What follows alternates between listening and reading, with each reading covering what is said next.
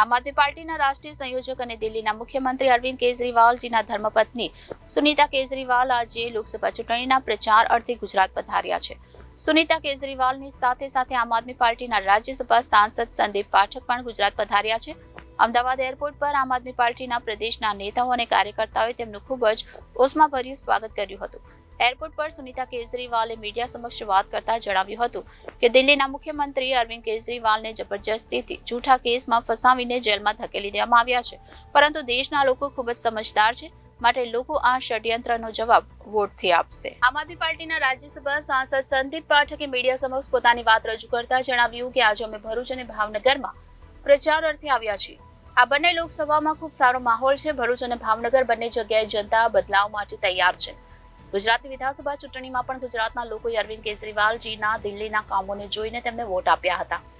હાલ ભાજપ ગુજરાતમાં ખૂબ ઓવર કોન્ફિડન્ટ છે, પરંતુ ગુજરાતની જનતા ભાજપનો ઓવર કોન્ફિડન્સ તોડશે. અરવિંદ કેજરીવાલજી પર જુલ્મ કરીને તેમને જેલમાં નાખવામાં આવ્યા છે, પરંતુ જનતા આ જેલનો જવાબ વોટથી આપશે. ઇલેક્શન આવતાની સાથે જ પ્રધાનમંત્રીજીએ ધર્મ આધારિત આરક્ષણનો મુદ્દો યાદ આવે છે, પરંતુ અમારો એમને સવાલ છે કે તમે જનતા સમક્ષ એ વાત કરો છો કે તમે છેલ્લા 10 વર્ષમાં જનતા માટે શું કામ કર્યું. પ્રધાનમંત્રીજીએ પોતાના 10 વર્ષના કામોમાંથી એક પણ કામ જણાવીને વોટ માંગ્યા નથી. જ્યારે ઇલેક્શન આવે, તેમને કોઈ પ્રશ્ન કરે અથવા તો તેમની પરીક્ષાની ઘડીઓ આવે તો ત્યારે તેમને બીજી તમામ વાતો યાદ આવે છે, પણ કામની વાતો તેઓ કરતા નથી. જનતા ખૂબ જ સમજદાર છે. જનતાને સ્કૂલ, હોસ્પિટલ જેવી સારી સુવિધાઓથી મતલબ છે. પહેલા ભાજપના લોકો ચુનાવમાં ચોરી કરતા હતા, પરંતુ હવે એવી પરિસ્થિતિ આવી ગઈ છે કે સુરતની જેમ તેઓ ચૂંટણી જ નથી કરાવી રહ્યા.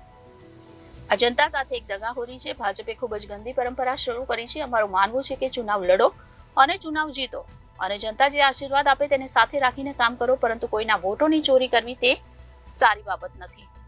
સુનીતા કેજરીવાલજી બોટાદ અને ડેડિયાપાડા ખાતે રોડ શોમાં ભાગ લીધો હતો. અમદાવાદથી નીકળીને સુનીતા કેજરીવાલ સૌપ્રથમ બોટાદ પહોંચ્યા હતા. બોટાદમાં એક ભવ્ય રોડ શોનું આયોજન કરવામાં આવ્યું હતું. આ રોડ શોમાં સુનીતા કેજરીવાલજીએ હાજરી આપી હતી.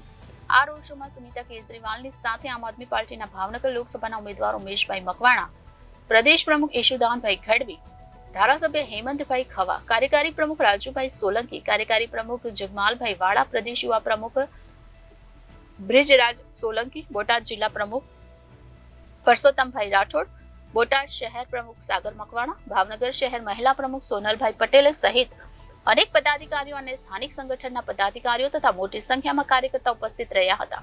આ રોડ શોમાં હજારોની સંખ્યામાં સ્થાનિક લોકો સામેલ થયા હતા અને સ્થાનિક લોકોએ સુનીતા કેજરીવાલજીનું હૃદયપૂર્વક સ્વાગત કર્યું હતું. બોટાદના લોકોએ આમ આદમી પાર્ટીને અને ઉમેશભાઈ મકવાણાને પૂરું સમર્થન આપીને વિજય બનાવવા માટેનો વિશ્વાસ વ્યક્ત કર્યો હતો.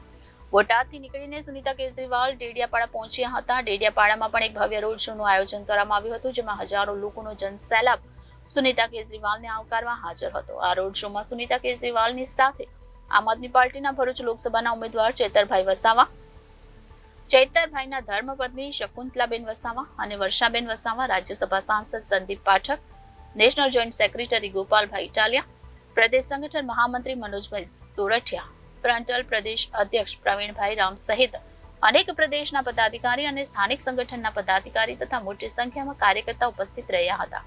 આ રોડ શોમાં સ્થાનિક લોકોએ સુનીતા કેજરીવાલનું હૃદયપૂર્વક સ્વાગત કર્યું હતું. ડેડિયાપાડાના લોકોએ આમ આદમી પાર્ટીને અને ચૈતરભાઈ વસાવાને પૂરું સમર્થન આપીને વિજય બનાવવા માટેનો વિશ્વાસ વ્યક્ત કર્યો હતો.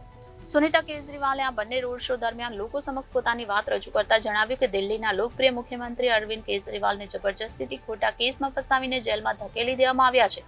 ગુજરાતમાં પણ ધારાસભ્ય ચૈતર વસાવા અને તેમના ધર્મપત્નીને ખોટા કેસમાં જેલમાં પૂરી દેવામાં આવ્યા હતા. હજુ સુધી કોઈ કોર્ટે અરવિંદ કેજરીવાલજીને દોષિત સાબિત નથી કર્યા. તેમ છતાં પણ કેજરીવાલને જેલમાં રાખવામાં આવ્યા છે. તેઓ કહે છે કે તપાસ ચાલી રહી છે, માટે તેમને જેલમાં રાખવામાં આવ્યા છે, પરંતુ મારો સવાલ છે કે જો તપાસ 10 વર્ષ સુધી ચાલશે તો શું દિલ્હીના મુખ્યમંત્રી કેજરીવાલ 10 વર્ષ સુધી જેલમાં રાખવામાં આવશે? આ સરેઆમ ગુંડાગીરી અને તાનાશાહી છે. અરવિંદ કેજરીવાલ IIT થી એન્જિનિયરિંગ થયેલા છે, ભણેલા ગણેલા ઈમાનદાર નેતા છે. તેઓ ઇન્કમ ટેક્સ કમિશનર પણ રહી ચૂક્યા છે, પરંતુ સમાજ સેવા કરવા માટે તેમણે નોકરી છોડી આવા સારા અને સાવતિલના માણસને આ લોકોએ ખોટા કેસમાં જેલમાં પૂરી દીધા છે.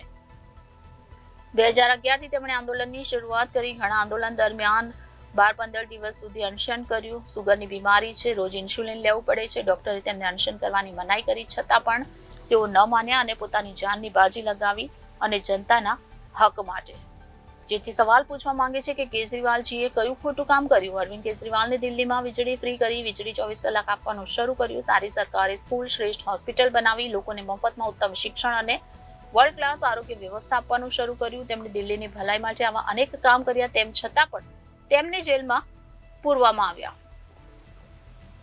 આ દેશ તાનાશાહી તરફ જઈ રહ્યો છે, તો દેશને બચાવી લો, લોકતંત્રને બચાવી લો અને તમે તમારા વોટની તાકાતને સમજો. તમામ લોકોએ ચોક્કસ વોટ આપવા જવાનું અને ઝાડુનું બટન દબાવવાનું છે, એમ વધુમાં જણાવ્યું હતું. Bureau report, Janadesh news, Botad.